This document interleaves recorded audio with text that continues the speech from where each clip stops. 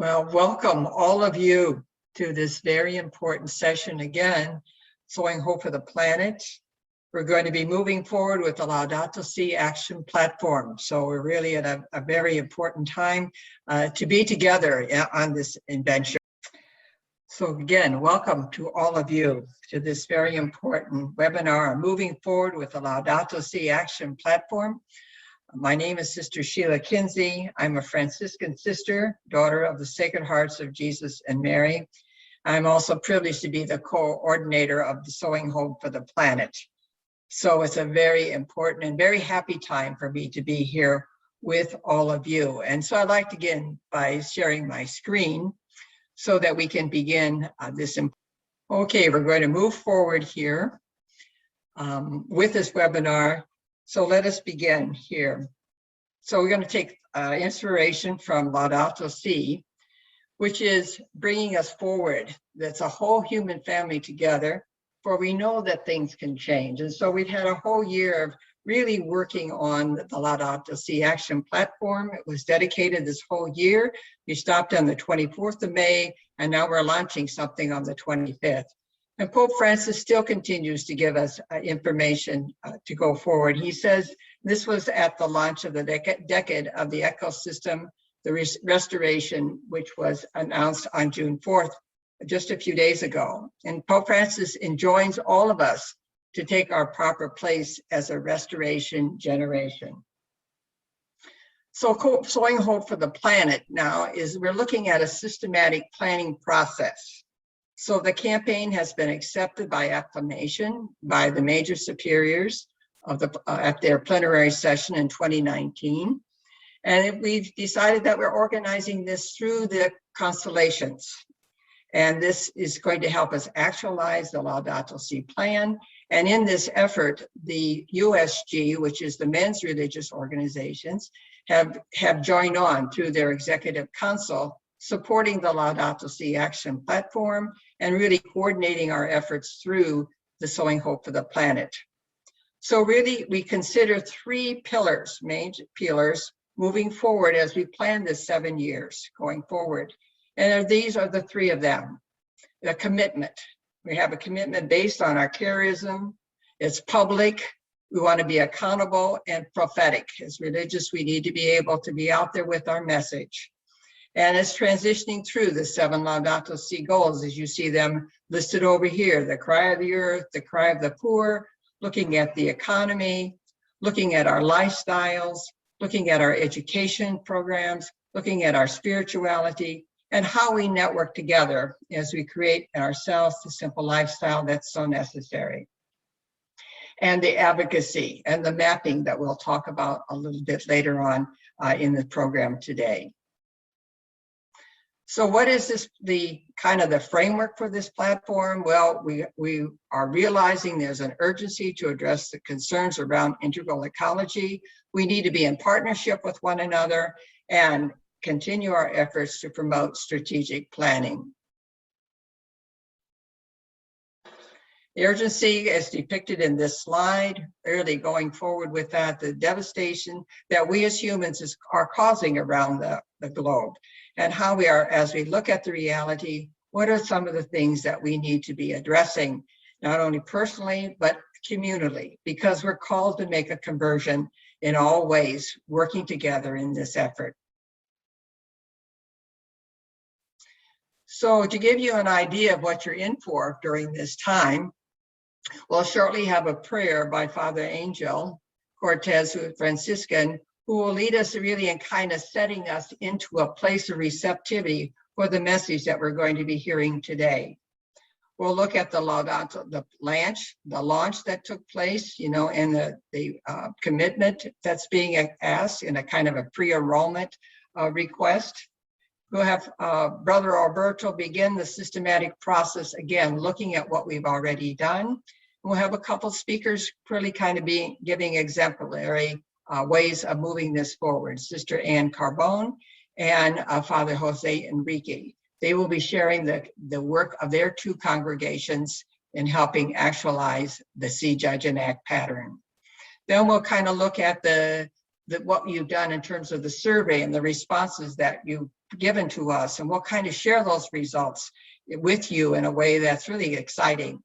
Then we have two speakers that will really try to talk a little bit about how they, in a special way, really responded to that the survey in the questions that were being asked. And so Sister Dulcie Corazon and Sister Winifred Doherty will be sharing their examples.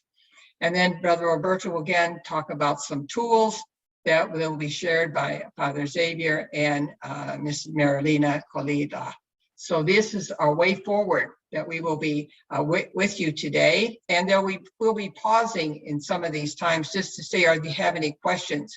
We will be collecting those questions. They'll help us plan future webinars, but there may be some things that we could answer right here that will help clarify what we've already said.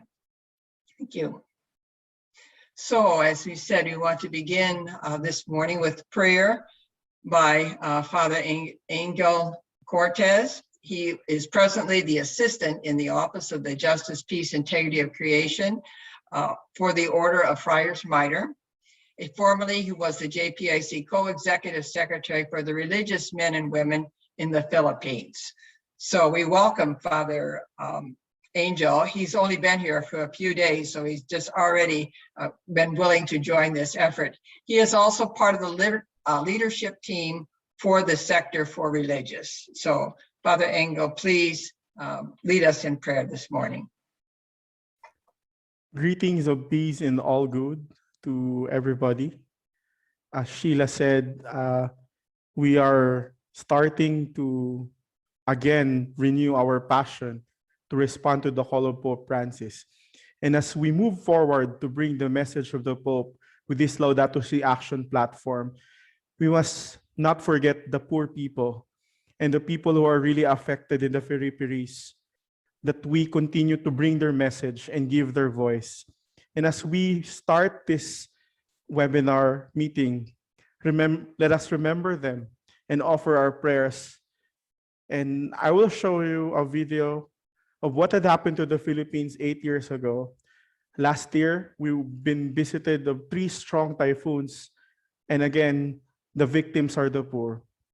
So as we begin this webinar meeting, let us pause for some moments of silence as we reflect on the video and as we pray. In the name of the Father, the Son, the Holy Spirit. Amen.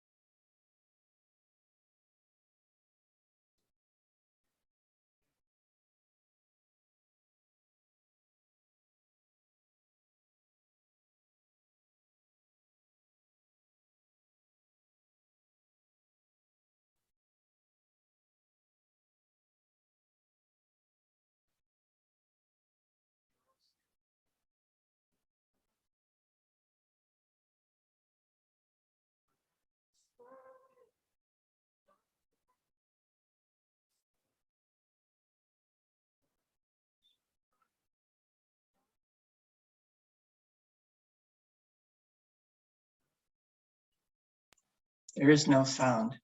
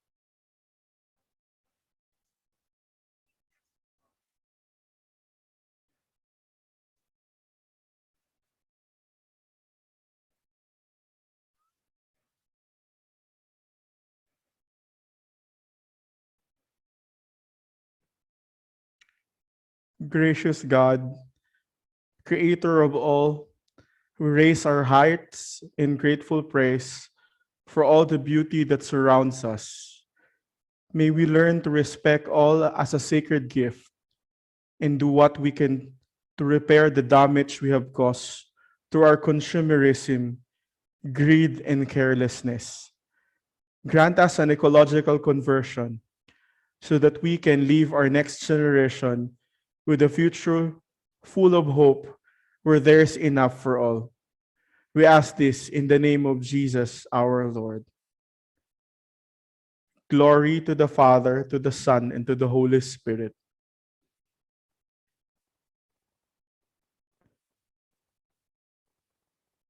In the name of the Father, the Son, the Holy Spirit. Amen. Thank you. Thank you, Father Angel, for bringing us into the urgency of the climate crisis, the ecological crisis, of the work that we have to do. Even though it was a silent, meditative process for us to really see the tragedies that are around the globe, not only in the Philippines, but in many other countries, and certainly in many of the countries where our people are, our religious are today. So thank you for that message from your prayer. It's so important for us. So I'd like to go on then, speaking more about the Laudato Si Action Platform. Now, it's been organized through the dicastery promoting integral human development, and it's the 7 sectors of which we are one of them. The religious are one, but we're in all of the sectors. That's why we have kind of a prominent position in moving forward with this plan. So there's the families, the educational institutions, the economy, the parishes and dioceses, hospitals and healthcare, organizations and groups. And so, we are in this together in our partnership and moving forward in very, very important ways. We have working groups for each of the sectors. So the religious sector has 25 members in a working group itself, but then we also engage those who are involved in the Thinkific, the course for the promoting Laudato Si in the congregations. And this has enabled us to do a lot of research and receive such very, very important information. So we're really trying to spread the message out there, but also involve as many people, many religious in our connections as we can moving forward. So this was a launch back on the 25th of May. The panel is up there. We can see Pope Francis leading us at the beginning with his prayer. It's also available on YouTube, and it has other subtitles. But we have the Cardinal Turkson leading off because of the dicastery, again, is the organizing group. Father Josh there, who is leading the sector, kind of giving an overall framework of how we will go forward with the platform. We have Carolina Bianchi at the end there, who represented the youth and the Global Catholic Climate Movement, giving the message. And then I was asked there to speak on behalf of the sectors because of the work that the religious are doing. And so that was really an important moment for us to be involved in that important press conference. Also, we had the speaker, Nigel Topping, who is what they call a high-level climate action champion from the UK, and he also presented as well by video. So it was an exciting launch. So we're ready to go because of that day. So this is what the platform looks like. If you haven't been there, I just want to point out a few things for you. Laudato Si Action Platform is what you would put in, and you would come to this site.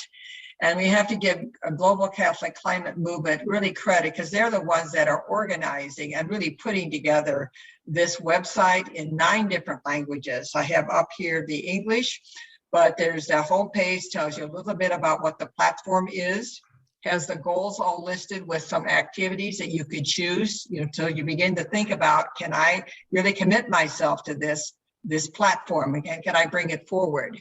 Resources, they're beginning to put resources together, and there will be a line from for us, the platform that we have, the Sowing Hope for the Planet. and more information will be available as it becomes operative for us. So this is really an important website. It's kind of trying to help pull us together in a way that's so important. And so they're responding to the call Laudato Si with profound care for each other, our Creator, and all creation, so we can build a better future together. So that's the goal, that's the vision that we see with this platform.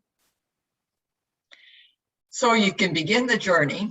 This is a launch that we're moving towards, really getting more people to kind of pre-enrollment is what we're going to be calling this process that they're being talking about here now. And it's really just to help you discern this journey process, that helping you discern and implement your response to Laudato Si, your institution, your community, your family, all of the different sectors they're responding to in terms of this platform. And there's a registration form that they have right on the site to say that you would pursue the Laudato Si plan when the plans are formally launched. So they're trying to get an idea of who would be even interested in this. So that's what this process is now. And you're, as they say so cordially, you're warmly invited to respond and discern next steps. So they'll give some examples of how you can look at the discernment process, some prayers, and some plans. So that's there. And so we'd like to then look at what the registration process that's there available for you. And here it is to be able to complete yourself. The questions are very simple, but at the very beginning, it says, I represent. And from that, there will be a drop-down place that you will register which sector you would be involved in, because this helps us know who will we be companioning. You know, so it's a way of gathering that information. We had a meeting yesterday, and they said there were 740 persons who had signed up on this pre-registration form, and surprisingly, about 40% were from families. So you have an opportunity. Just it's not to the point you have a plan already worked out, but say, you know what, I'm thinking about pursuing that. So that's just the pre-enrollment as they call it. So one of the major events that will be coming up starting September 1st through October 4th is the season of creation. And the guide or the theme for the season of creation this year is a home for all, renewing the oikos of God. That's about the household of God, which is the property, everything around it. So we're looking at, is this a home for all? And if not, what do we need to do to make it a home where everyone, all of creation, feels acceptable? So, and that will be during this time that they will be particularly asking for persons to think about, do I want to be a part of this Laudato Si Action Platform? Even as I don't know everything that's going to be expected, but I want to pursue it. And as we go along, we'll be talking more about what would a commitment actually look like. That's important. So as we have been saying on a number of the webinars, and we will continue to follow the same pattern, we model what we're doing in the religious sector on 3 pillars: commitment, transition to the Laudato Si goals, networking, and advocacy. So those are the 3 areas that we really hope to really interconnect and for our effort to build our place, our contributions in this effort to really come to a tipping point eventually of 3.5. That would be people would be interested in doing something about the integral ecology, which is a crisis, and 21 to 25%, which means we really have been able to deal with system change. And you can see by the way we are fashioning our pillars, we're after system change. That's very important. And today we're going to be focusing on the public commitment. And we received responses from 130 of persons enrolled in the course that we have for promoting Laudato Si in the congregations. We use a a kind of a tool called the Think of It platform.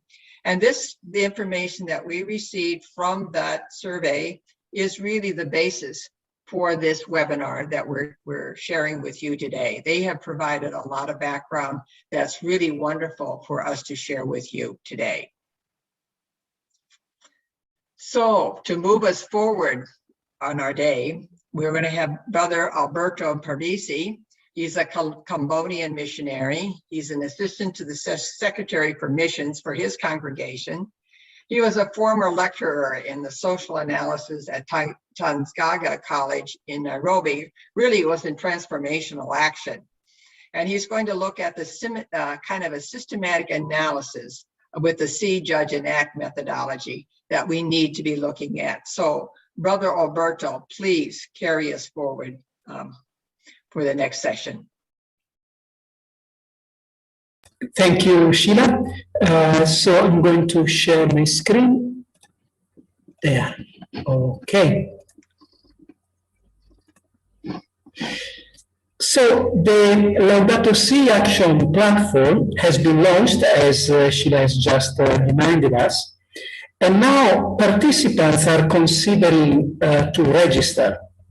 So the question is, what would the registration entail for a religious congregation?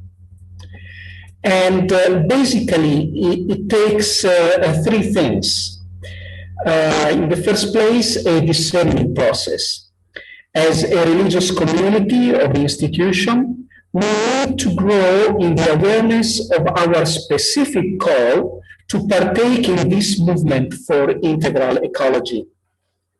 There is a need for a spiritual foundation, for a connection with the charism of the congregation, and for listening to the invitations of the Holy Spirit.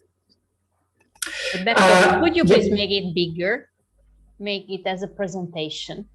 It is already. Let me stop sharing and redo it then. Yeah, and also your microphone is really, there is a lot of noise. So I hope the interpreters can. Okay, now it's okay, Alberto. Now it's okay. So there are three, as I was saying, there are three elements: a discernment process, then a Laudato Si action plan, and then evaluation and celebration. So the discernment process. Alberto, you're speaking, when you speak, it's too strong. So you have to reduce your voice. Okay. Also, yes, you speak. Thank you. Just a second. You're speaking to. Okay. How is it now? Better, much better. Okay, better. Sorry for that. To reshare your screen, Alberto. Yes. Okay, thank you. Okay.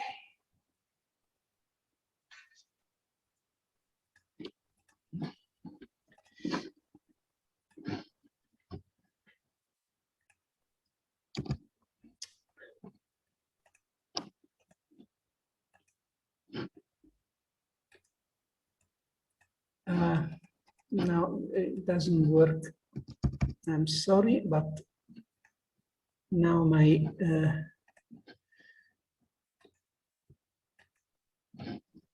okay, and let me see. Can you see it in presentation mode now? not actually. We see your presentation, but it's always in the Okay. both. Yeah. I'm sorry for that. Okay, now it should work. Now it's perfect. Okay, sorry for that. So, and so as I mentioned before, in the first place, we have a discernment process. And this means, first of all, developing a systematic process to accompany the transition to integral ecology.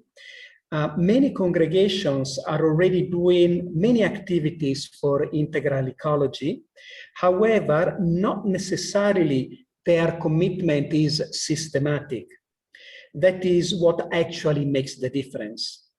So your process should include how you are going to develop a shared vision and model of transition, align your objectives to the Laudato Si goals, and organize and accompany your transition.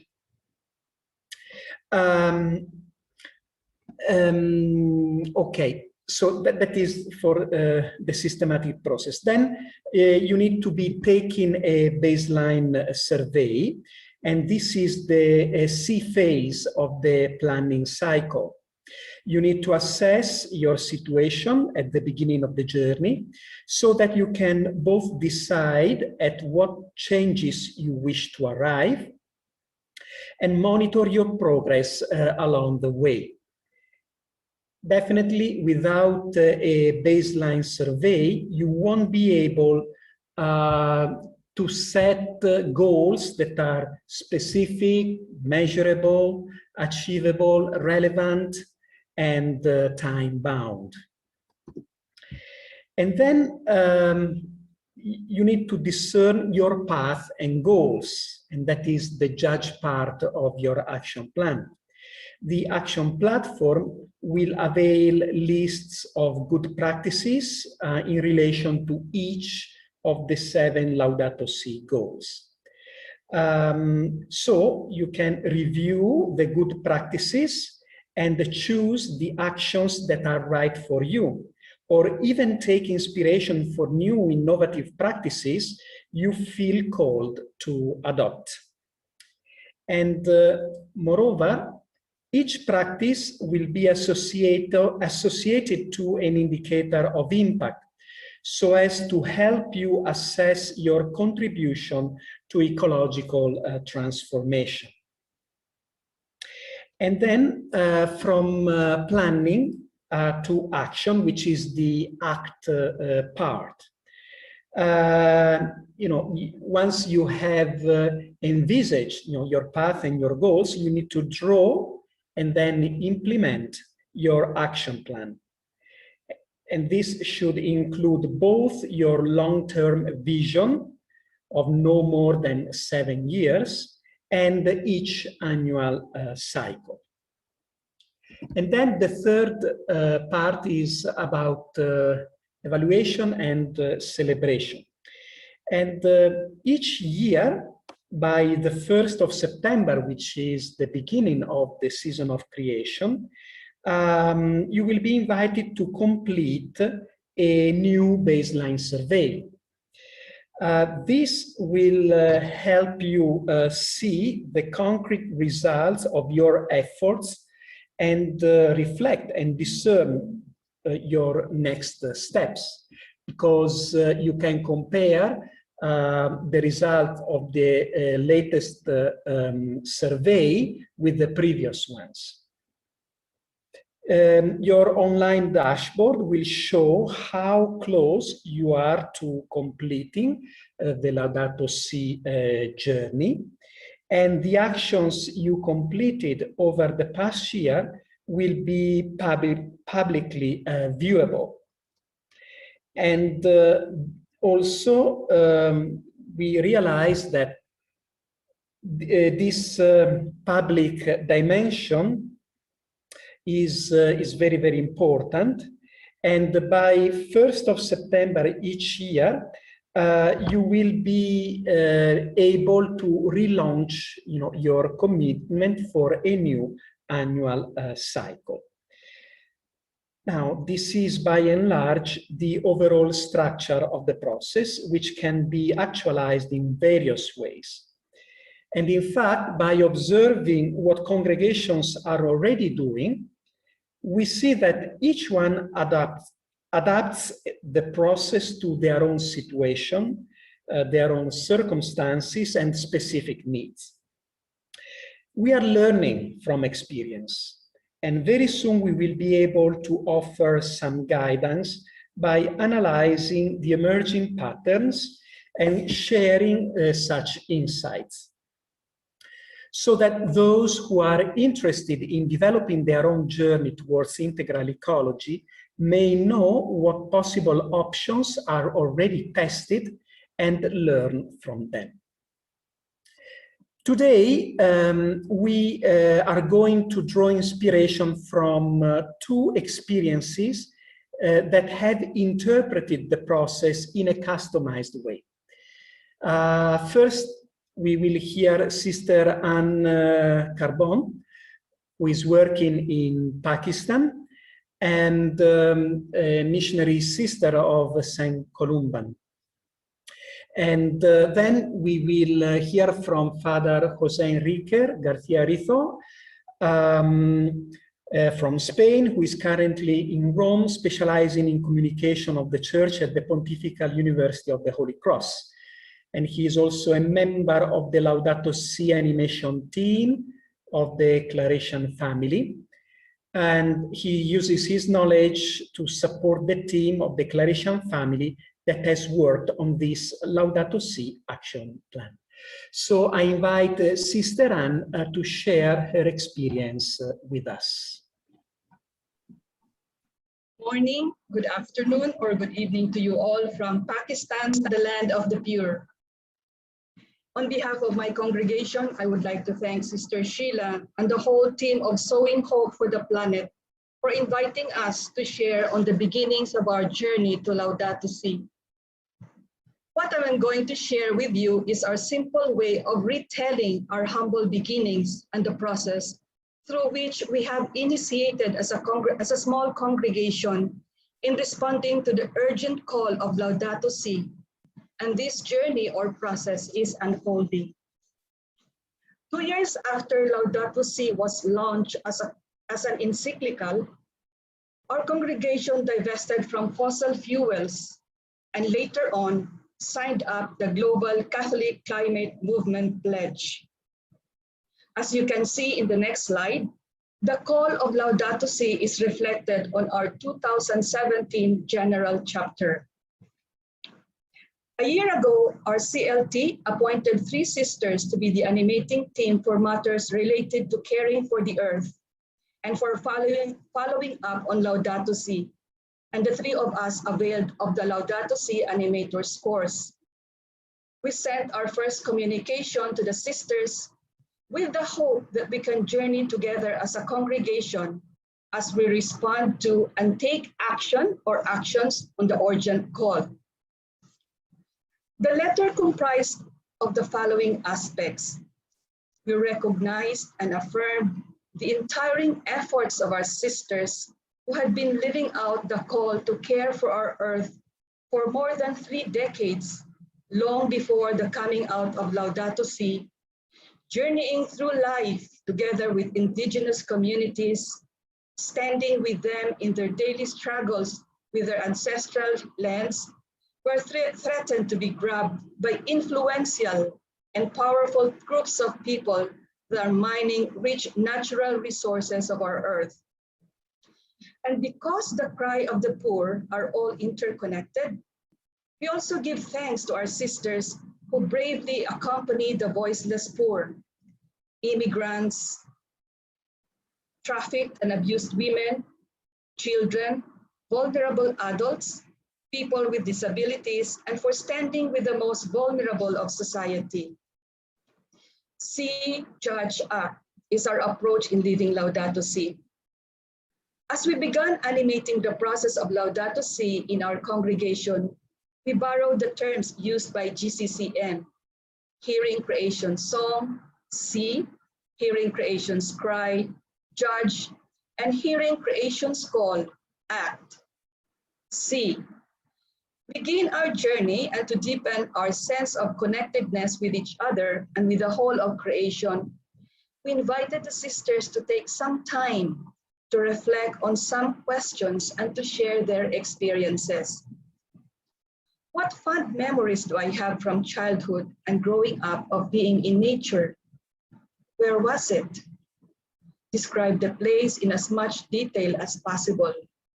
What did you see, hear, smell, taste, feel? What did you learn? How did you feel?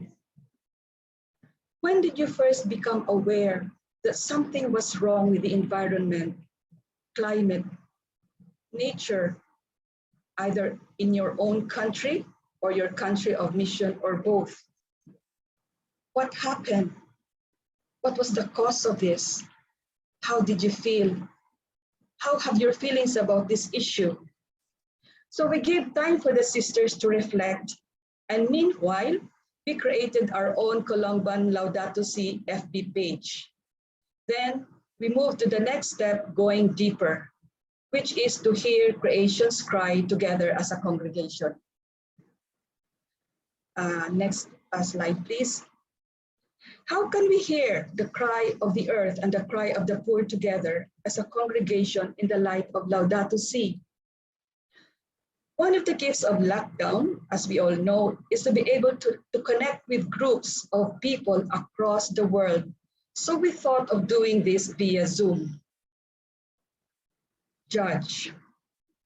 Our Zoom gathering was a very significant event when we as a congregation looked together at the climate and ecological crisis we as a global community are facing.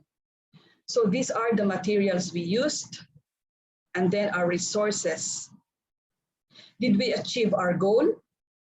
I think yes, and we felt as a team that we were able to hold the congregation together, sense a spirit of enthusiasm among us, and an awareness that urgent call is needed. So we invited the sisters to continue the conversation in their communities, and we will be in touch with them again for a reflection, sharing about the action we can take to respond to creation's call at this time. And one thing as well, in addition, all the sisters enjoyed seeing each other on Zoom very much. So 2 months later, we sent a follow-up letter to the sisters after the Zoom gathering, inviting them once again to share with us their responses after hearing creation's call.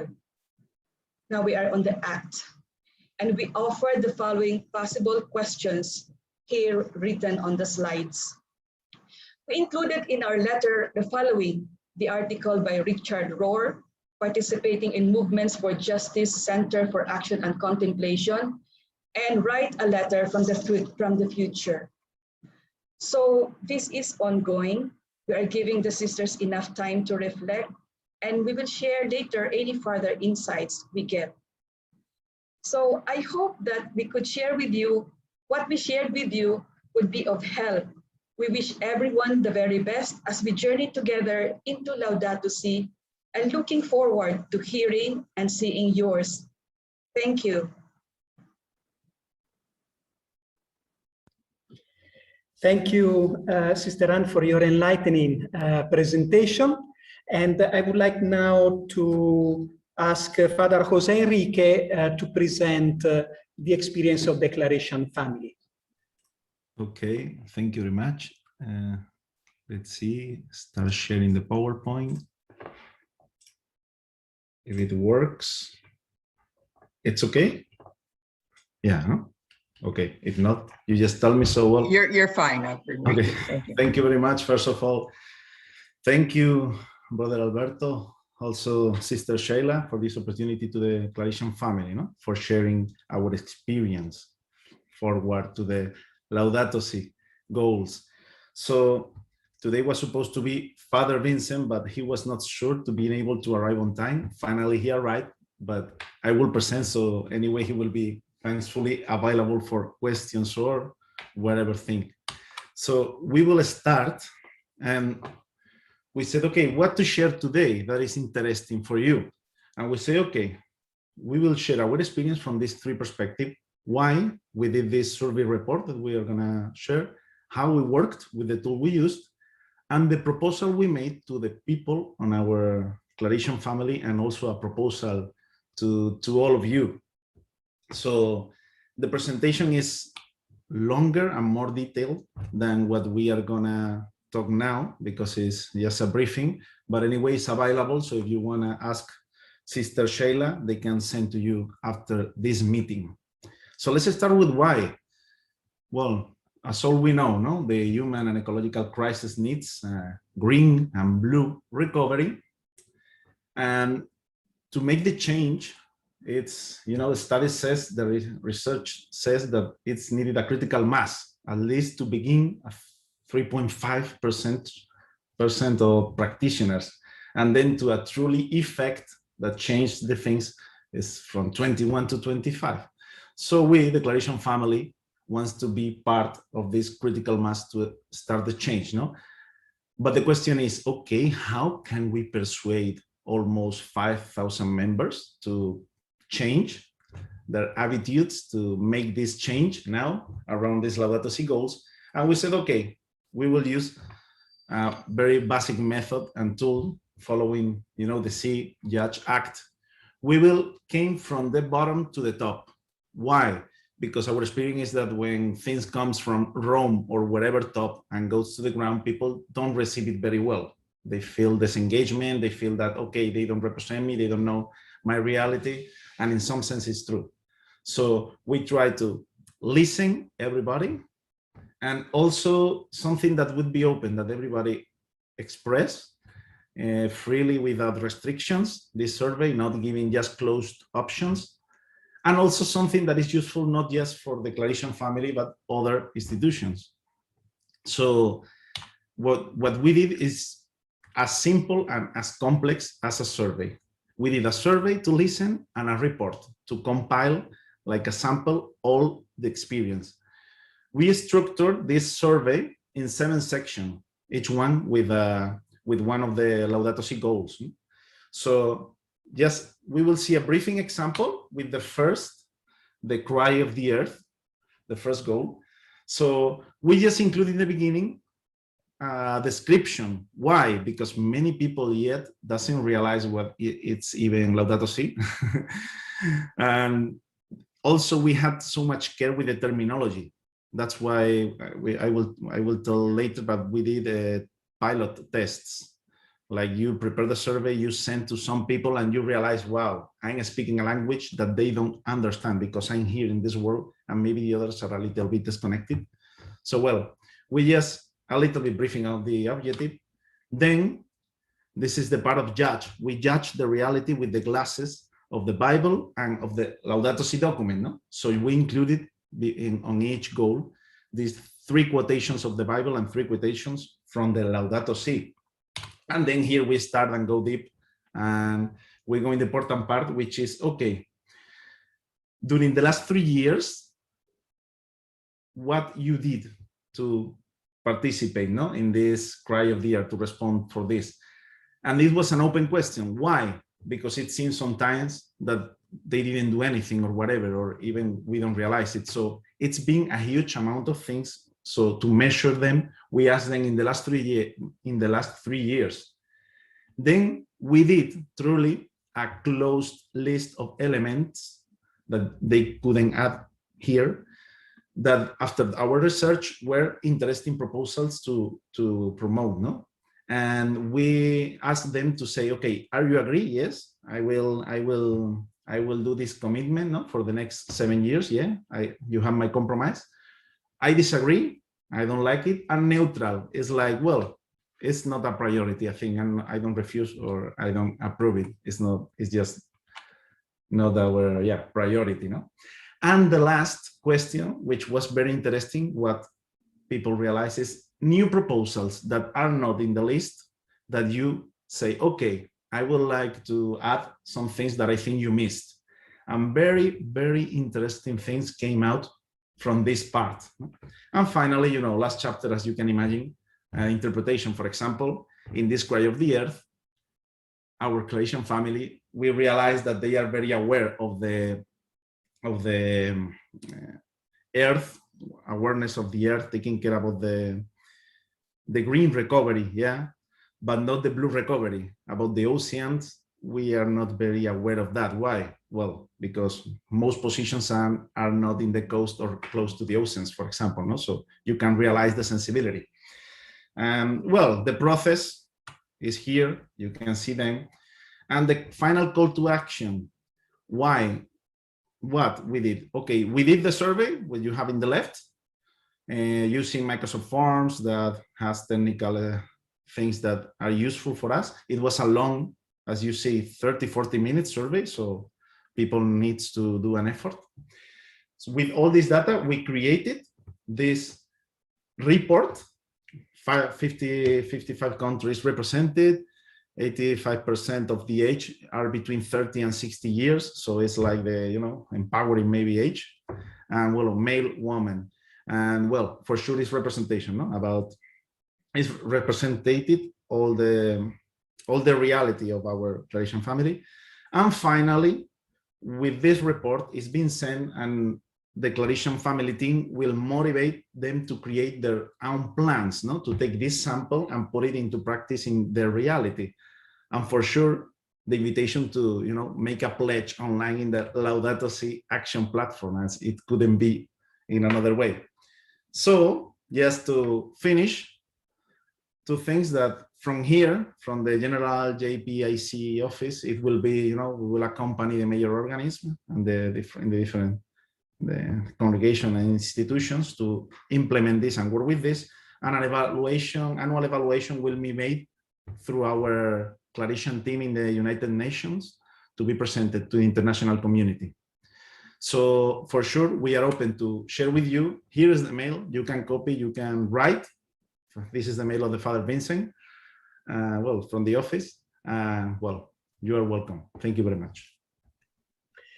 Thank you so much, Father Jose Enrique.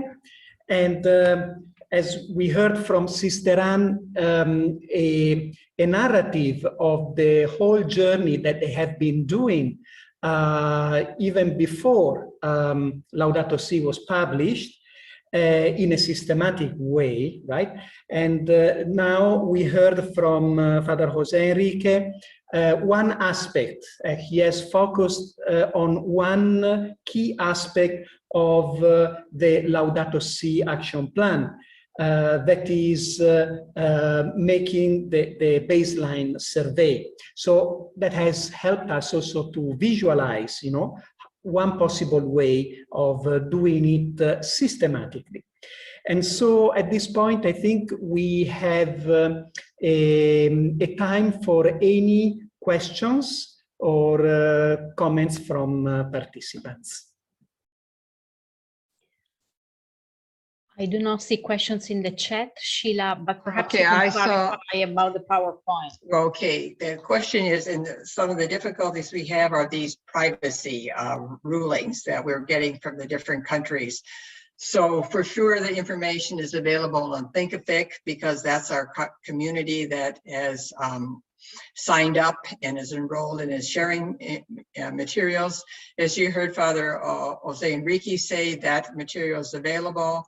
And we can see with Strand, whoever has their material available, we will be looking at a way that we need to organize this to have it accessible, maybe with some kind of guidance, but that will then be on Sowing Hope for the Planet and the resource sections. So we will, you know, want to make this available because this is important. You're doing some discerning process, but it would be in the resource section. And if you're familiar with that area, and it would be for the Laudato Si Action Platform. And right now we're looking at commitment. We'll look at the next, we have two other pillars to look at. So we were looking at posting this on the Laudato Si Action, our Sowing Hope for the Planet. So please stay with us. This is a growing process in many ways. Okay. Thank you. We'll stop in a few places because we know we need to hear from you what you need. And so this is the process for us doing this. So thank you, Brother Alberto and Sister Anne and Father Enrique for so rich sharing in this session. So let us move on then to the next section, which we're going to be talking a little bit more about the survey that we referred to a little bit earlier, and to share the results of this amazing survey. It's just absolutely incredible that 130 participants responded so carefully. So I should be able to move it forward here. Let me see here. It should show, wait a minute, something's the matter here. I don't know, it's, okay, could you show it? Okay. We're going to switch this sharing with Catalina because there seems to be something with my computer today. So this survey, let me just start. You had 130 who responded. There were 4 questions that were integral to this whole process. And so what we've done is take the answers to find information to kind of substantiate what it is that we've been doing here. So here you see us kind of presenting it more formally, and we'll just go on and share each of the slides as they're available. So these were the 4 questions. How did you arrive at a public commitment? The form of the commitment, which then dealt with how you talked about it and the ways that you made it public. Then there was the accountability structure that went in together. So the form and the ways, some of these kind of went together. So let's please go ahead and move through this process. So the first question is, how did you arrive at a public statement for your commitment? So here's an example from the Sisters of St. Joseph of Carondelet, starting off with, a statement for their future direction. And that's how they really put it together, talking about who they were as a congregation and how they're listening to the cry of the poor and the ways that they wish to go forward with it. Many ways people were coming together with how they came up with the statement: conferences, workshops, webinars, assemblies. So there were a lot of things going on to come up with the statements that they shared with us as well. But the participation in a discernment process, and as discernment has been mentioned a few times, that they presented the platform to the entire congregation. That was one method. Then they began a kind of discerning process. So they needed to go deeper into what it was that they were looking at and what kind of directions they needed to be going to in terms of the commitment as a province or a congregation. Different levels were really looking at these statements. Then what kind of consensus would need to be available? How would they tie into and say this is something we want to go forward with? And then there were also presentations by leaders and other members of congregations. So there were all these different phases for the discerning process. So here's an example where the leadership came on board, signed their names, the Holy Cross statement on climate change. So they came together as a group of leaders saying this is where our sisters are and the people that we work with. Another statement came through on Laudato Si week, that we decided, we were going to make this statement because this is an event that really is important. And it's the Congregations of Jesus and Mary that did this statement. So we have it in different languages here. So I think this is a Spanish one. So there were specialized offices and committees. So we already heard from the missionary Columban sisters, all of the work that they've gone through. And then there's the Religious of Charity, who again have a specialized group that kind of help formulate this statement, and then to share it then with their congregation. And this was the statement on care of the earth. So that's how they put their title to that statement. Then there was an adoption of an already published statement. So some of you may be in that area. I want to be looking at what these others have done, and maybe I can use some things from these documents and subscribe to what's already being spoken about. Why do I have to reinvent the wheel in a sense? We still always have to be faithful to our charisms, but we can gain insights from others.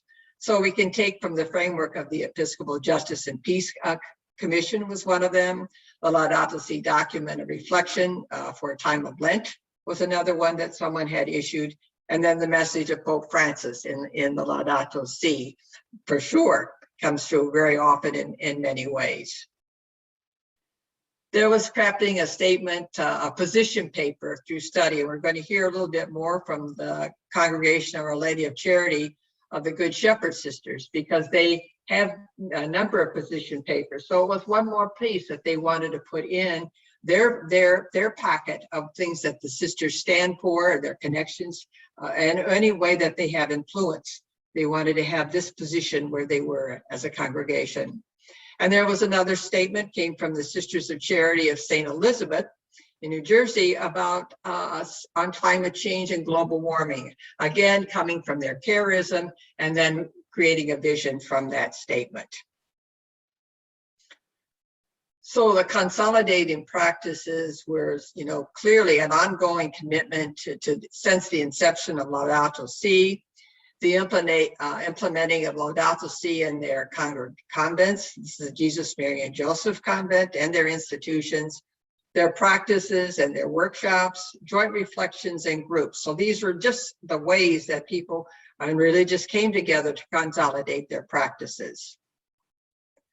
So they tied it into connection with the congregational project. So one could be, for example, conservation of easement, was one congregation the Daughters of Wisdom came forward with. And then the Sisters of Bennett Hill Monastery came through with another statement regarding their care of the earth. So it was tied into a specific event that they really wanted to do, and then they really kind of celebrated in a sense. The celebration came in as we could celebrate for what everybody is doing right now. They celebrated their commitment to carrying through the Laudato Si Action Platform, as we understood at that time. So we really, you could see from what we just shared, a raising of the awareness, the whole need for an ecological conversion and the processes that they went through to gain that both personally and communally. The whole dialogue with themselves, with the spirituality of their congregation, having events that dedicated the event that would say, this is what we're about in terms of the Laudato Si Action Platform, the role of leadership critical and all of that, but as well as the grassroots. So was it really an integrated process that they went through, used other documents, celebrated their good practices already, and they began on specific new projects as a congregation. So then they needed to communicate their commitment publicly. So that was the next step we asked, how in the world did you do that? So we have some good examples of that going forward. Posters, very good. The Sisters of St. Francis of Oldenburg in Indiana have a corporate statement on care of creation posted. We posted, in the doors of the churches, in entranceways, in their magazines, as you can see here. They're the Sisters of Notre Dame of the Apostles.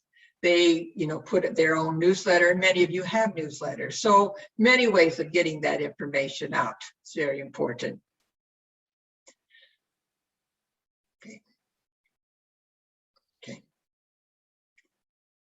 So other ways through websites, social media, their blog posts, different ways of that. They shared that, and we looked them up, and that's why we were able to show that to you, some of those examples. Then there was the internal animation, the Institute and the different ministries that they wanted to involve them in that whole process. To share what they've been doing and see how far this can spread. That spirit, that tipping point, but that message of Laudato Si, to have it be everywhere. They take actions within each specific geographical area and the community surroundings, and they gave letters to congregational members just to keep everybody, info with what was going on. Okay. Press releases, newspapers and conferences, public events and publications. So all of these were a way then of making this public. We're out there. We want you to know it. We are prophetic. We want to say this needs attention. So you can see here that the Sisters of Leavenworth Cherry Incarnate Word Sisters, and then we have one on the publication from the American, sharing that all out to everyone. It was on the diocesan radio and other communication channels, parish events. So you can see here two radio stations that picked up the announcement because the sisters put something together, whether they're the advocates for the Green Thumb, the Franciscan Sisters, or they're just trying to share their message, get that out on the Radio Evangelicum in Gumbo. So that was very, very important.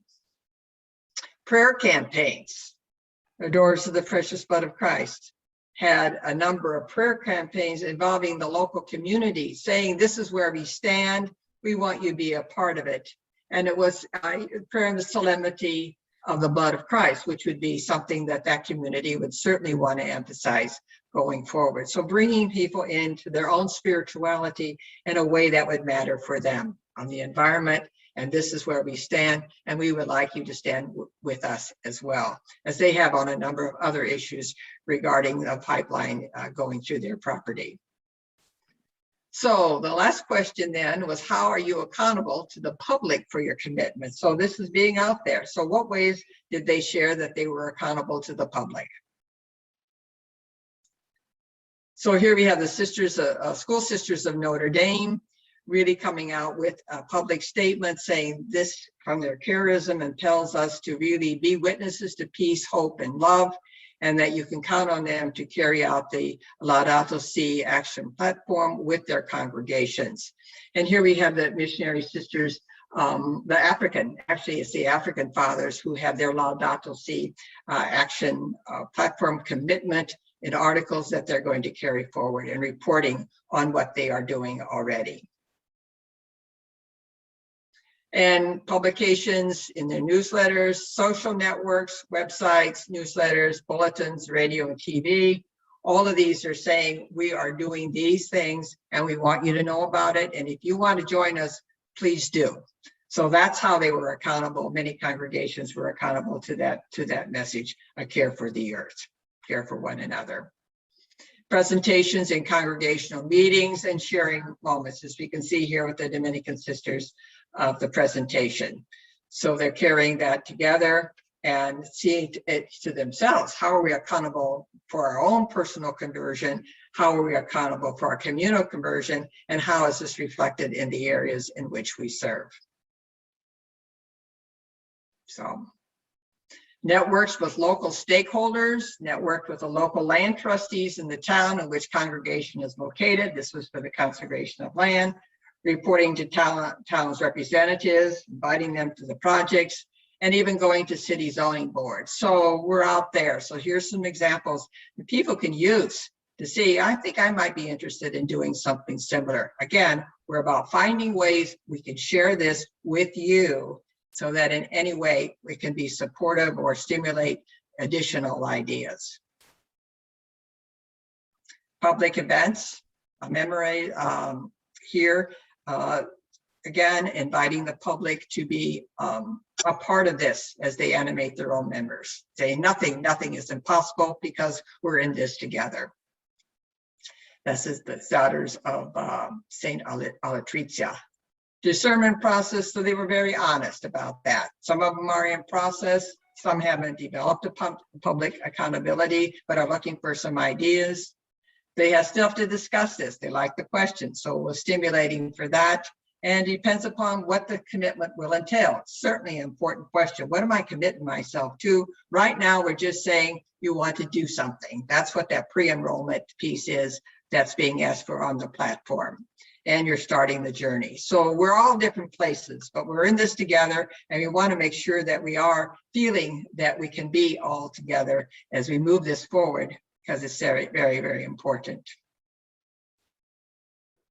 So this has been the kind of the experience. You saw the introduction, you dealing with the vision, dealing with your charism, wanting to integrate this into the Laudato Si goals, doing this as a community event, and developing further, as you saw in many stages, the intercall ecology plan, and doing monitoring and evaluation.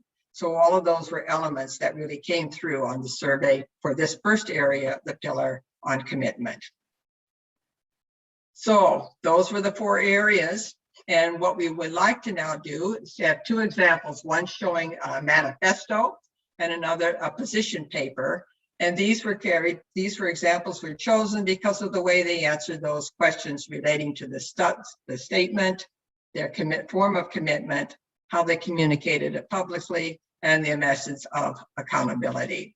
So I'd like to introduce those 2 speakers and then give them a chance to share their wealth of experience with you.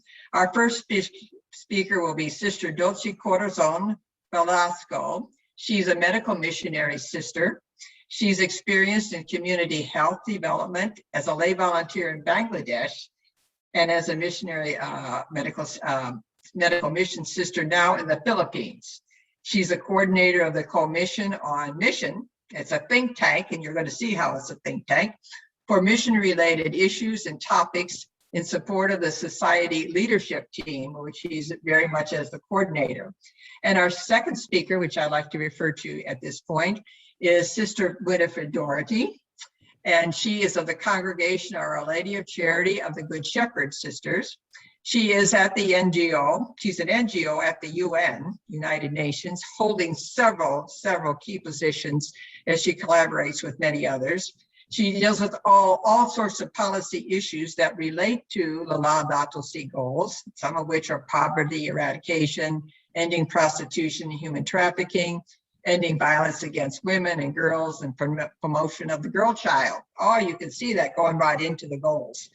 And she's on the NGO Committee on Migration and the NGO Committee to Stop Trafficking in Person. These are only a few of the ways, but as she shares, when she has the time, when she shares what the profile is for that community, you'll see how that experience is been very, very helpful. So please, Sister Dolce Corazon, would you share with us your work with your manifesto? Yeah. This is great. Please do that. Yeah. Thank you. Thank you for the opportunity to be able to share our journey as medical mission sisters towards mutual transformation. I'm sharing the screen.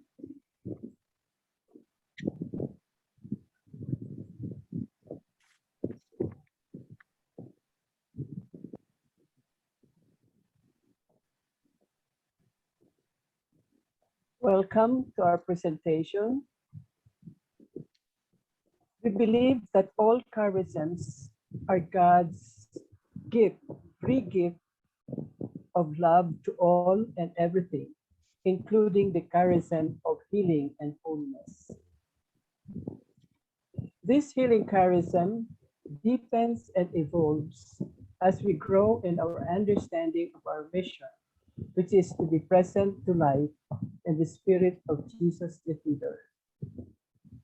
And Pope Francis elaborated this in his message to the 50th National Week for Institutes of Consecrated Life.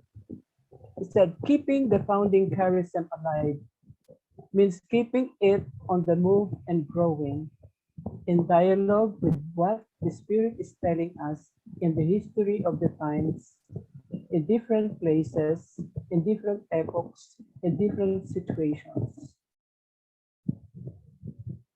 A major step that broadened our understanding of healing and wholeness came in 1985, when ecological consciousness formally became an integral part of our life and mission and shaped our spirituality.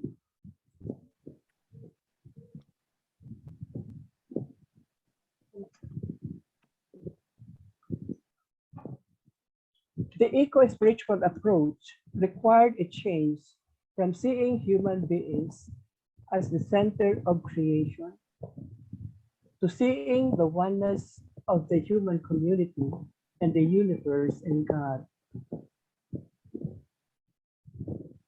This moved us deeply into the experience of awakening to earth, a sacred ground, the place where God dwells. This awakening urges us to listen more intently to earth's continued cry for healing, wholeness, and reverence. In the first half of 2020, the Co-Mission for Mission did a study of medical mission sisters and boldness across the society. The study revealed that all the units are responding to the cry of the earth and the cry of the poor in diverse ways according to the respective context and available resources. Our common context then is human life, the earth, the universe. The COVID-19 pandemic has made clear how interdependent and interconnected we are to do what is essential and to find ways how we can work together as one global community. Pope Francis in Laudato Si calls us to acknowledge that interdependence obliges us to think of one world with a common plan. The Laudato Si Action Platform offers us the opportunity to work with others with a common plan. Participating in the Laudato Si Action Platform is an opportunity for us to make a contribution informed by our own charism to the common effort for integral ecology. It can also energize our specific mission as we respond to the cry of the earth and of the poor. It is an opportunity for us to experience global solidarity and as global church, journeying together for mutual transformation. It can broaden our horizon for fostering our global vision for mission and for implementation of sustainable development goals related to Laudato Si goals. Having seen that, the Co-Mission for Mission made a recommendation to the Society leadership team that we participate in the LSAP as a society. And so we make this public commitment.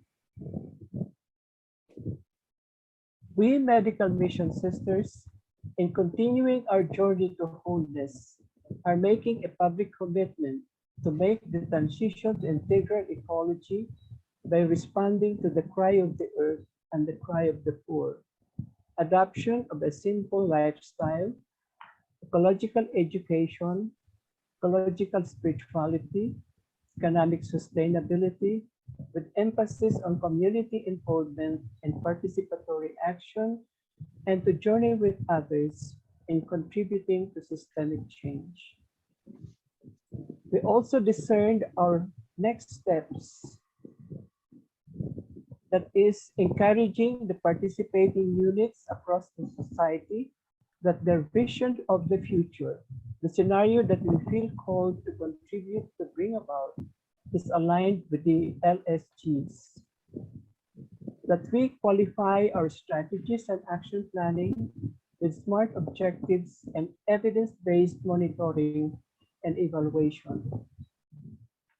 That the units may share with the Co-Mission for Mission the progress of their involvements periodically during the 7 years transition, and that the Co-Mission for Mission consolidates the reports from the units and posts it in the intranet and Sowing Hope for the Planet.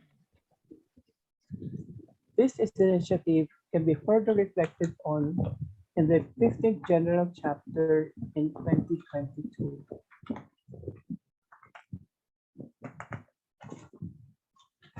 So as we continue our journey together with a common plan, let us be witnesses of hope and solidarity in all our efforts for systemic change.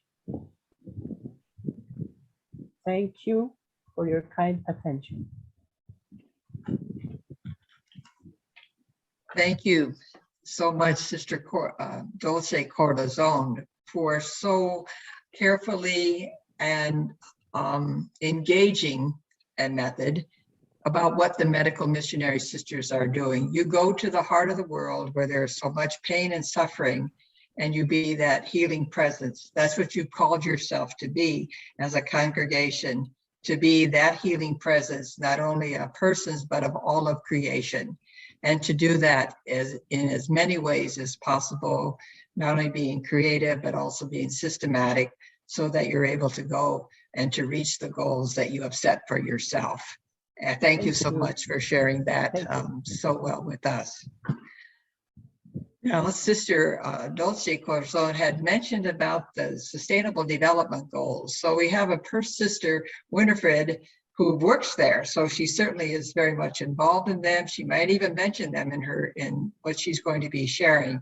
So Sister Winifred, would you please talk to us more about this position paper that your congregation has put together? Thank you very much, Sister Sheila, and good morning from New York to everybody. I am very happy to share with you the position papers that we, the congregation of Our Lady of Charity of the Good Shepherd, have.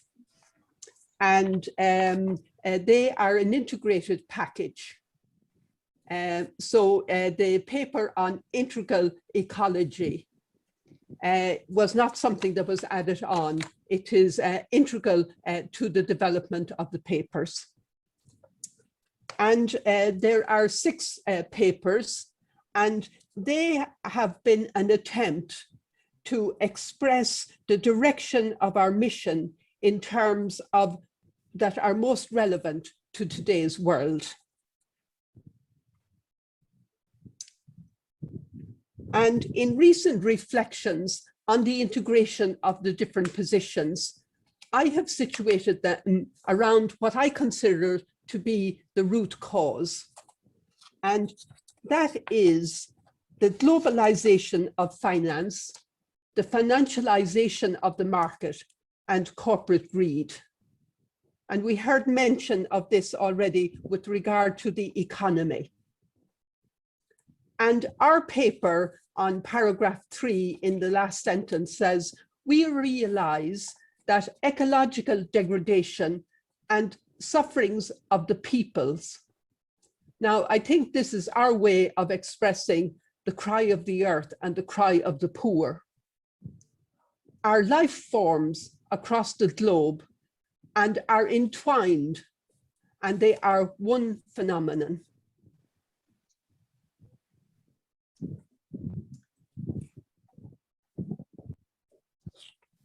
This integral ecology paper arose before the days of Laudato Si, and came from long-standing congregational directions that have been articulated through our congregational chapters of past decades. The author was Claire Nolan, who has had more than a decade of experience advocating at the United Nations. And Claire believes that this congregational discernment came from a knowledge that our sisters and partners in mission have known within themselves and their direct experiences on the ground, at the grassroots, with those who suffer from environmental degradation. The second paragraph of the paper on integral ecology quotes from the Earth Charter, which is now in more than 50 languages. And also the United Nations Framework Convention on Climate Change from 1992. And these were precursors of Laudato Si and are referenced in our position paper. The process over a year long had wide consultation and participation, engaging sisters, partners in mission with a series of drafts. And the first set of Good Shepherd position papers was published in 2011 to serve as a tool towards relevant development of programs, policies, and advocacy.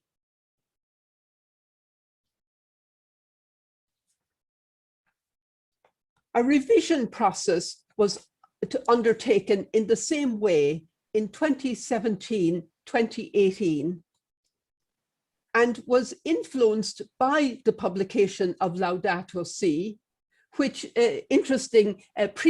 preceded the 2030 Agenda for Sustainable Development with the 17 Development Goals and the Paris Climate Agreement.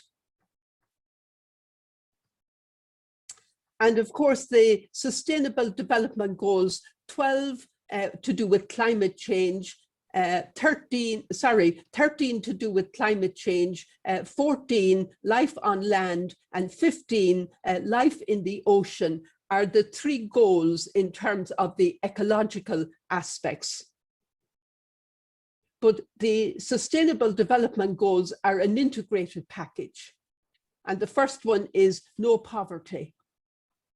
And we know how poverty and how it makes people suffer.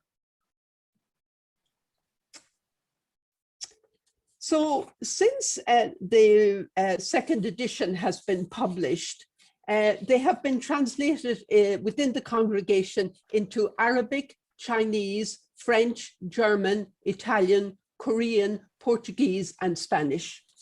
And all of these are available on our website if you wish to look at them in the various languages. And then a series of webinar presentations and applications of each paper was done in Asia Pacific.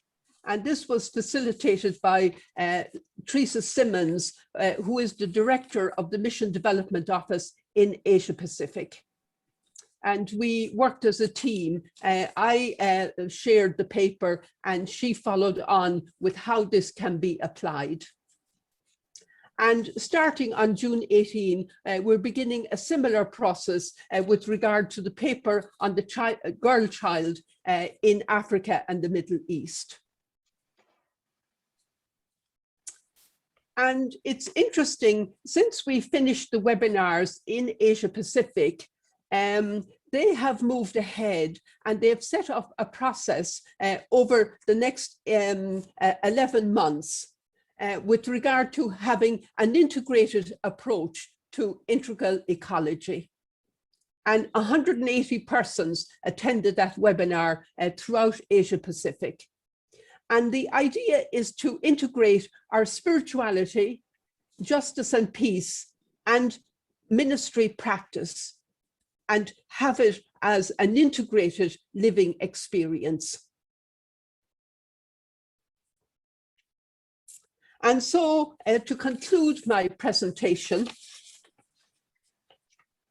there is a realization that the reality of environmental justice has had social and political and spiritual awareness. There exists a particular responsibility on us to join the movement of humanity towards ecological justice, and a responsibility and to keep it in as a priority in the expression of our mission. Each of our position papers is 2 pages. So the second page of the integral ecology paper outlines the critical things we must do in response.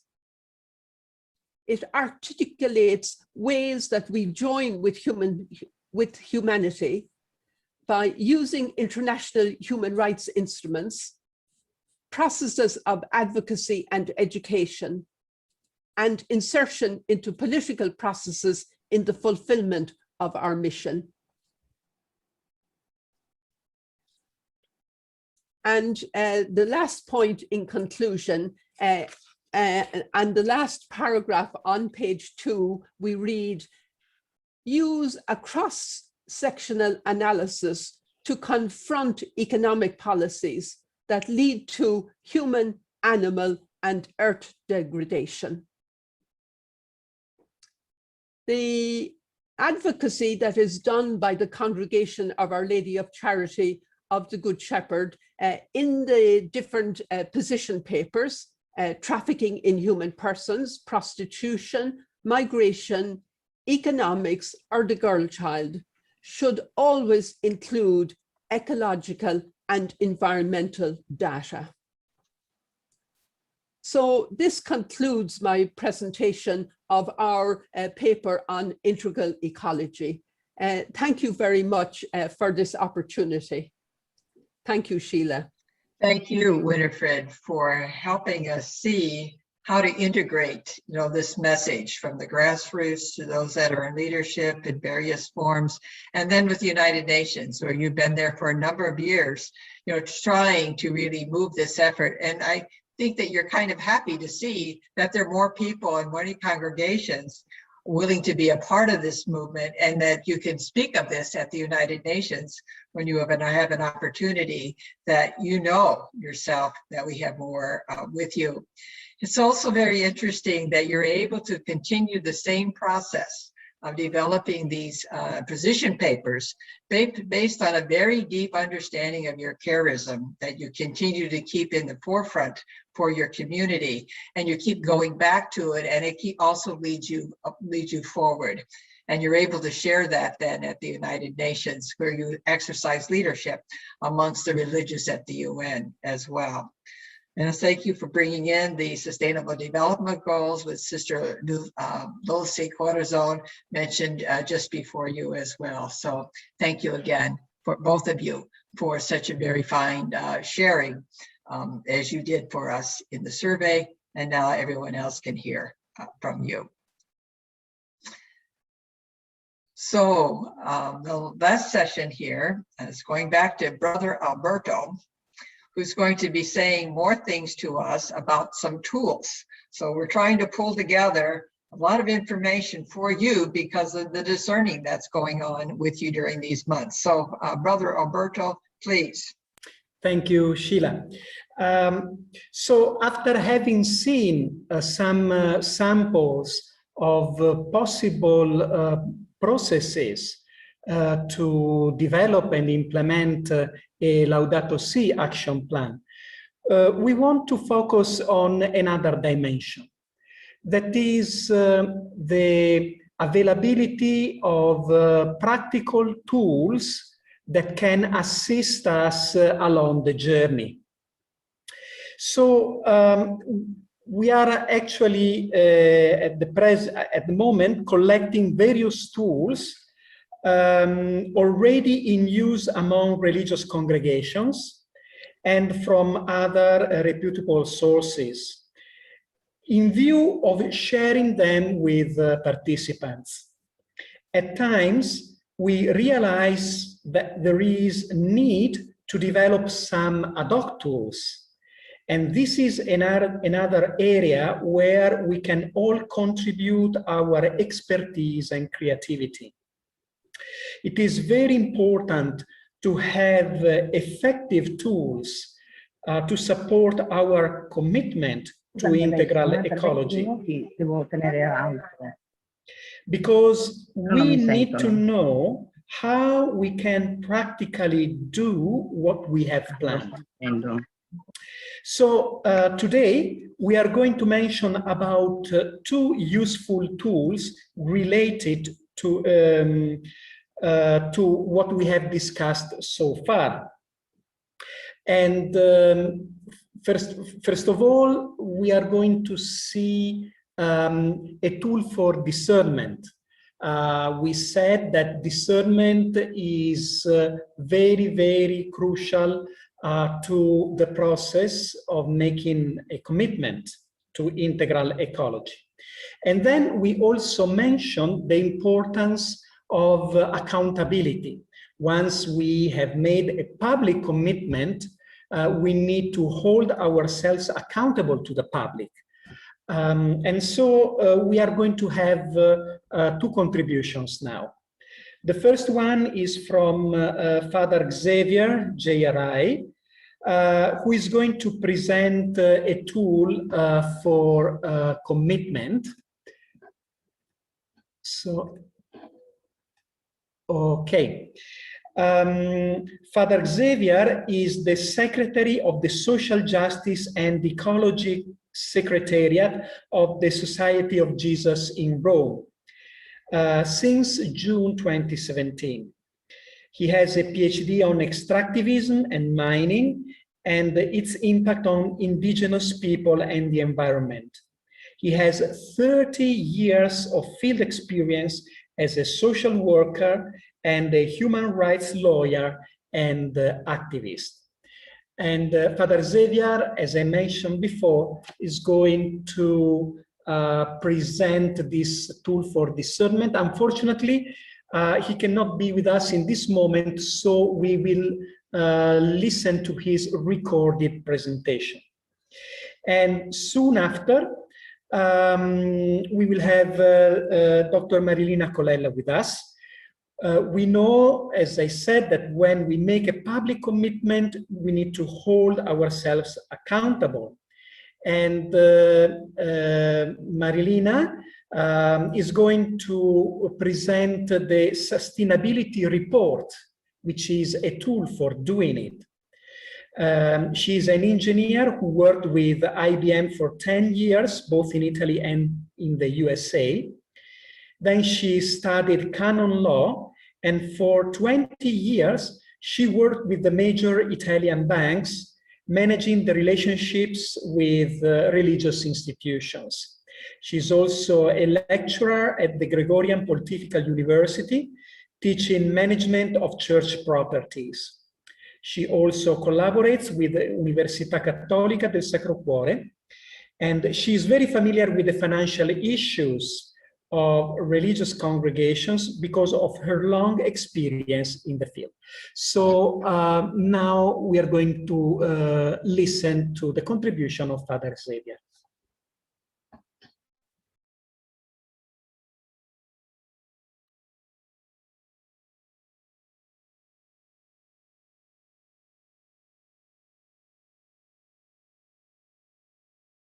Thank you very much for inviting me to join and share with you the Ignatian discernment processes as a toolkit for ecological conversion.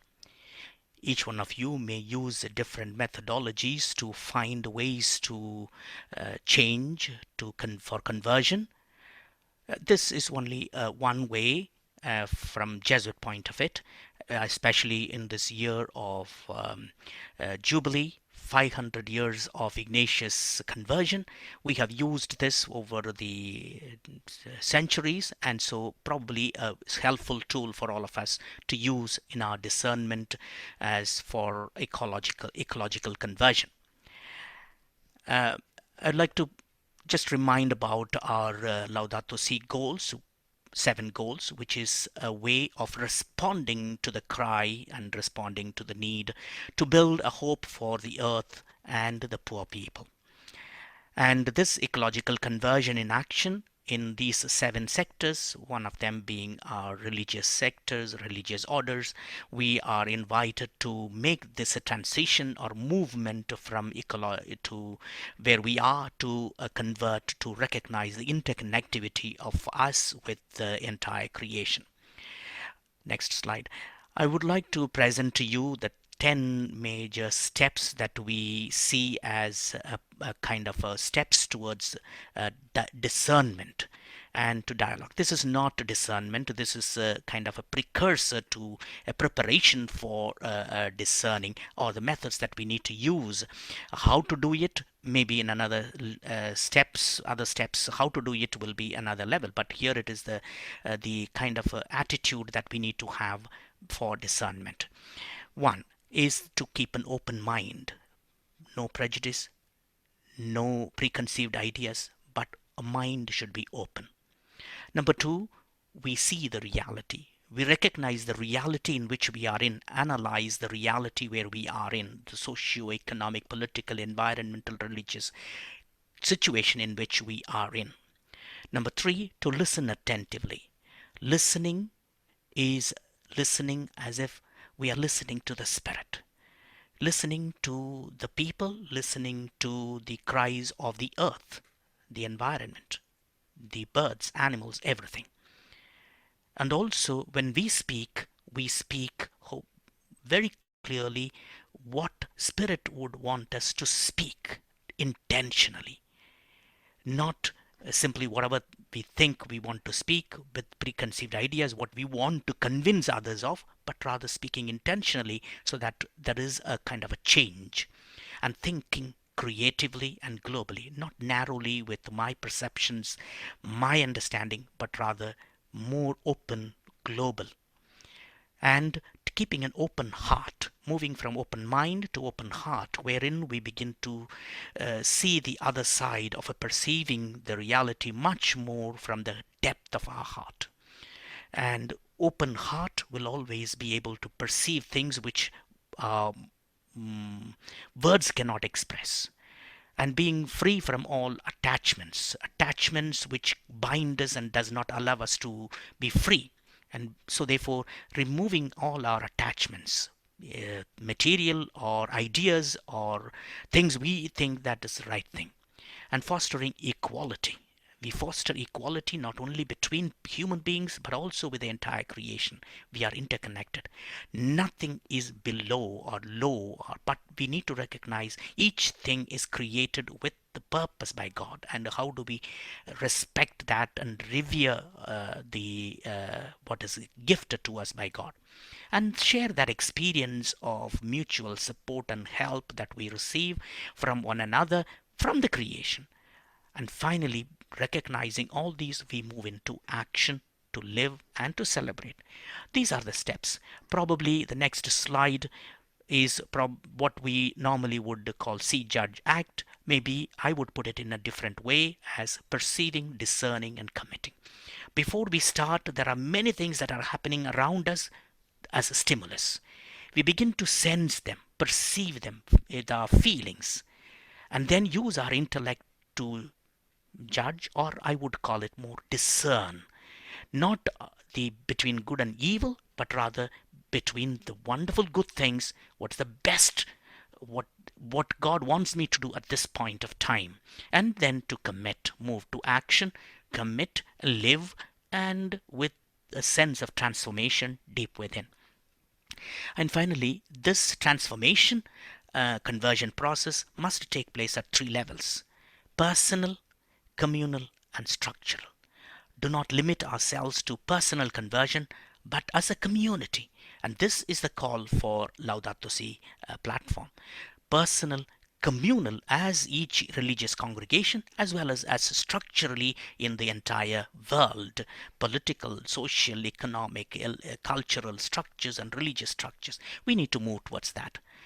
I'm leaving this a slide for you to read the spirituality, which I really love, of how the indigenous people see everything as interconnected, and that we are more alive when we live with the other creation. Probably you will receive this and you can use this as a way to strengthen our spirituality. And finally, the last slide, the useful resources. I'm sharing with you 3 things maybe can be helpful for you in your understanding of this tool as a discernment tool for conversion. Thank you very much for this opportunity. All the best. So we are very grateful to Father Xavier for this contribution. It's just a highlight, just a kind of trailer to show you what is coming up. Father Xavier is going to develop also a step-by-step guide for those who find that this tool can be useful for them. And now we want just to hint at another very important tool, which is the sustainability report. And for this, I invite Marilina to take the floor.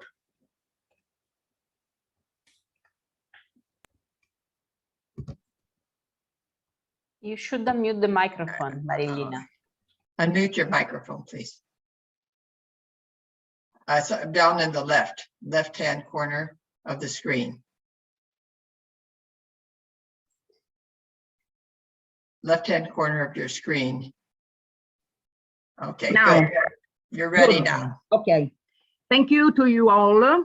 And thank you in particular to Sister Sheila and Brother Albert for this opportunity. That is very important for me. Now, the presentations of today have been very, very interesting all, and they are very connected all. So, very connected, even if we did not know the other presentations, the themes are very the same. Now, according, I speak about the sustainability report, but all the presentation of today spoke about some experiences of this sustainability report.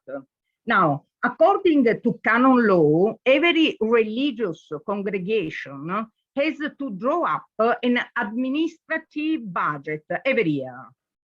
Now, but a transparent financial statement now is not enough as far as today's social responsibility standards. are concerned. It is important to account for the social impact of the activities of the congregation in connection to its mission. In other words, that is for the mission of the congregation. That is what we call sustainability report. It is a keyword in the process of ecological conversion. And the word sustainability comes from Latino sustinere, that means to preserve, to safeguard. Marilina, I'm sorry, could you please just to speak a little bit louder to allow people to listen to the translation? Thank you, sorry for that. Now it's good? Better. Better, okay, thank you. Now, the sustainability report is found in the social, in economic, and environmental dimension, and is a path towards attaining in all these three dimensions. The topic to be dealt within the sustainability report appear in the latest two encyclical of Pope Francis, Laudato Si and Fratelli Tutti. Now, what is the sustainability report? It is a document that shows the objectives, the results, and the progress of a congregation in all the countries in the world. It portrays all activities and projects, and it is issued on a regular basis in printing or also on digital, or both of them. It is released in a simple format, easy to read and made accessible to the public, because it is important to communication it. It is published for the communities, for the employers, for the benefactors, and other stakeholders. It is very important for the congregation and for all the people who know the congregation. Now, next, please. There is the advantages for to have this report is to ensure transparency, to build confidence in the congregation, to lay new foundation. This is very important, I think, to lay new foundation for the relationship with suppliers, to encourage the participations and involvement of laity, and to have more reflection and analysis in the congregation, and to measure and communicate the impact in the church and in the society. Next slide, please. There is no canonical requirement or regulation for a sustainability report now, today. There is not. But a congregation can choose what to portray in it with reference to her own charisma and mission. Some themes are education, ecology, human rights, resource management, relationship with employers, security, governance, and others. Now, also in my presentation, there is this slide, because these themes are very important for sustainability report. We can see number 13, 14, 15 about ecology or others. Now, it is up to the congregation to decide what commitments need to be portrayed in the report. For each commitment, there should be a model of change, the objectives to be achieved, an action plan. It is important, the action plan every year, and the result attained over the reporting period. Next one, please. The outline of the report can include, for example, this is only an example, a first example, the charisma and mission of the congregation, because it is important to know the congregation, and the history, the organization, geographic presence, activities, and then socio-economic commitments of the congregation.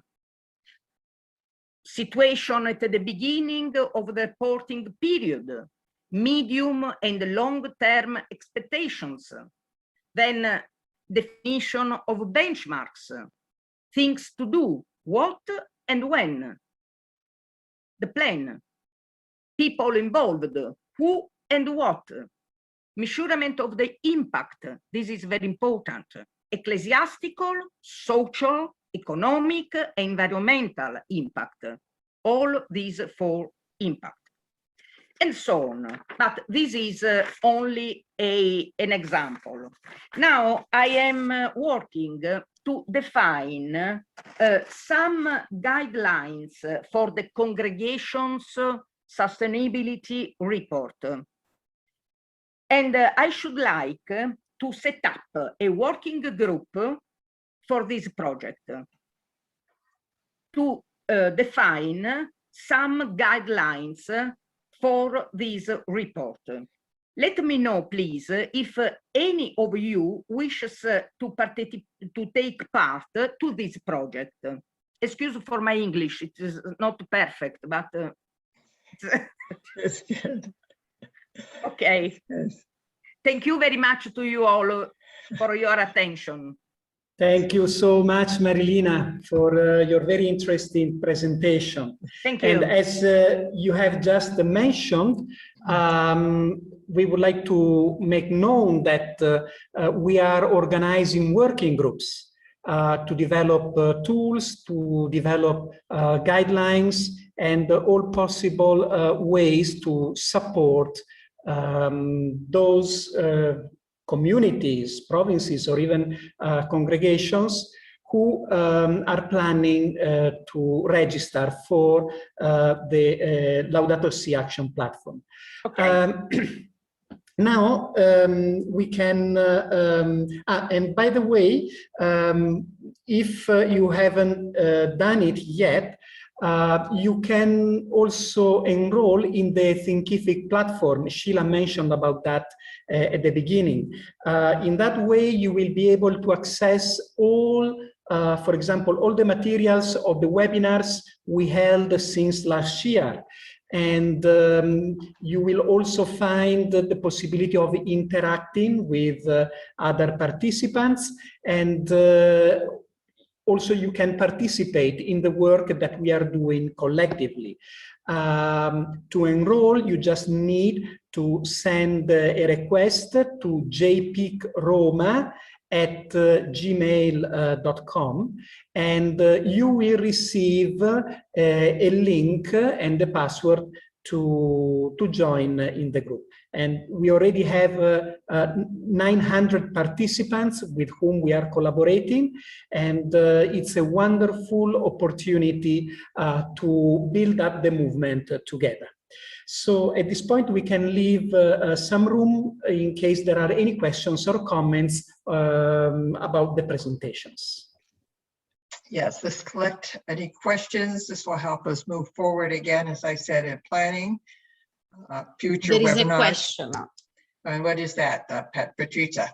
There is a question about, just a second, I lost it.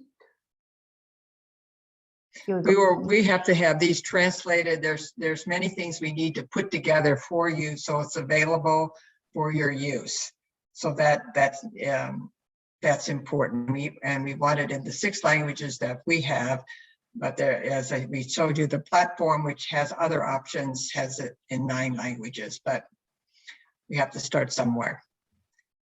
There are a lot of comments and to thank the speakers, and they are people who are very proud to be part of this community, international community for Laudato Si. The question is, how will we join with other religions who have the same concerns as us? This is the first one. If you, and I'm going to answer one, and then I'm going to do a way forward because I need a few minutes to do that. If you're talking religious Catholic, okay, that's what we're trying to do right now. And part of this, the movement with this promoting Laudato Si in your congregations is just that, to try to network with others. And also the part that I'm going to talk a little bit about is advocacy. And that's going to be a way of using the constellation. So that I'll say that a little bit more clearly when I talk about the way forward. Okay. Okay. I don't have another question. There was just one at the very beginning asking if to register to the platform, it's do you recommend for a whole congregation to register, or rather a local community or a small religion? When we register for the platform, it needs to be individual because you have to use the same email address, and it's for one person. And then, you know, you get access to the surveys. And we were showing you all the information that actually came from all the participants. So individuals need to register. Now, what happens when you do register, you get the materials in all the different languages. So if you're a lead, it's good to have someone who is in a leadership capacity who will be sharing it with others. So that would be helpful. That would be helpful. And the Laudato Si Action Platform, anyone, absolutely anyone can register for that platform at this point, okay? But we're still working on things, so we may tweak some of this information. So let me go ahead and just for the last 5 minutes, give you some way forward, because we have more things yet in mind to help grow our community. And if anyone wants to volunteer to be in Marilina's working group, please consider that as well. So the UISG has a grant. That's the group for the religious women, but we are including the men because we are the JPIC office here is for both men and women. But anyway, we have a Hilton grant. That's training will be developed for religious women on advocacy. You know, when we gave the pillars, the first one was commitment, which we shared with you today. The second one is going to take a lot more time, which is this transitioning with the Laudato Si goals. The third pillar was the networking and advocacy, and this is the one that we're going to be working on now. And we want to survey of the course, which is the one we talked about in Think of It. This survey will go through that program because then it's easier to put the information together. We have a set format for that. And it will be, it's a request for advocacy efforts in any of the areas related to the Laudato Si goals, okay? And it's a way for us to really advocate locally and globally. Someone asked the question, how do we work with other congregations? We're going to, this is one of the ways that we are really promoting that, kind of building on the mission, on our gospel message to bring it forward, which is what all of our congregations in our charisms, we talk about promoting the kingdom of God, the gospel message, all justice, peace, and care for integrity of creation. We have so much in common, but we say it maybe a little bit differently. So this is Pope Francis asking us to do this together. So this is what we want to do. And the next, so as religious, we really, Pope Francis, I don't know how many times he mentions that, calling us on our prophetic role.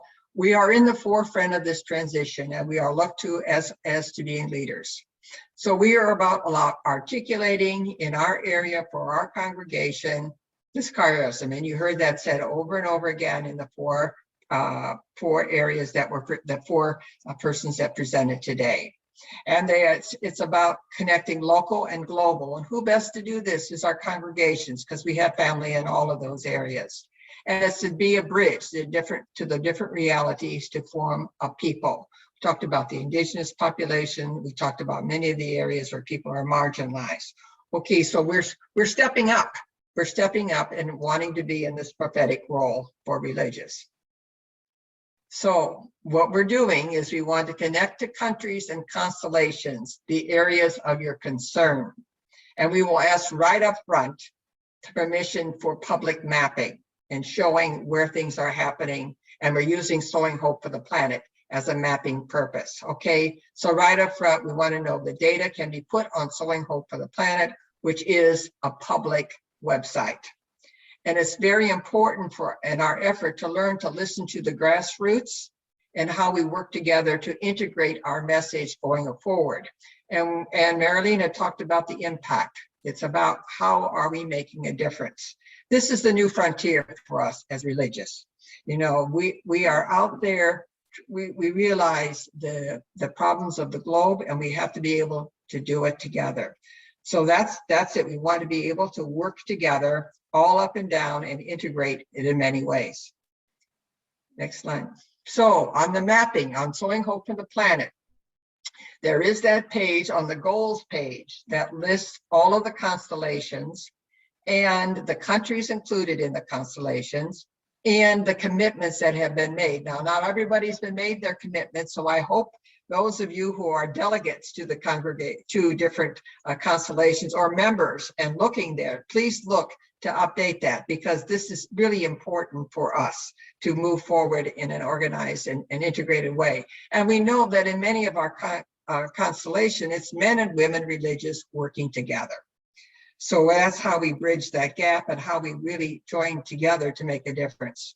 Now, at the page that has resources, which is where we're going to be putting the materials that we're gathering now for the Laudato Si Action Platform, and this will be linked also to the major Laudato Si Action Platform being organized by GCCM. But it's hard to put everything on one place. So we want to be, you know, we will be linked as many other places will be linked. So that on this map then, we are going to be putting areas that we can network together, that we can advocate for, whether it's certain marginalized persons. You saw the different areas that were mentioned by Sister Winifred at the UN, that their work about the medical missionary sisters and the areas that they're concerned about. So we'll give a list related to the Laudato Si goals, and we're asking you, are you doing anything like what we would call direct service? Like, are you, for example, in farming, but then are you advocating for any policy change anywhere? So it's both. It's both what's happening on the ground in grassroots and where we can work together on policy change at whatever level. We want to map this. We want you to be able to go there and say, so-and-so is working on this. So it's a way seriously that we want to make an impact and to work together.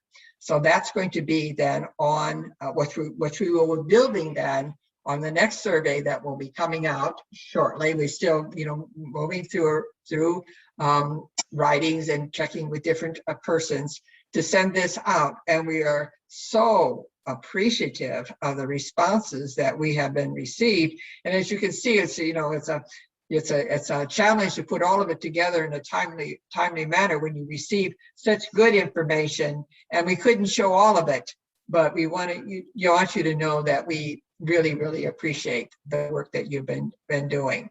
So that's what we have for you today. That's what we hope to share with you. And we want to thank you really for everything that you've contributed and what you will contribute. This is where our website is, and you know, the jpicroma@gmail.com. Always you can get at us there. That's any if you need to do that as well. So thank you very much, and I believe that's it for everyone. We want to thank our translators. We want to thank certainly UISG for hosting this webinar and working on mechanics. Catalina here in the office, who you've seen a few times, does so much with really summarizing the information, working at the technical assistance as well. We appreciate her work, and then Alberto and myself working together, moving this forward, and presenters and prayer. We couldn't do it without you. Thank you. Thank you. Grazie. Okay.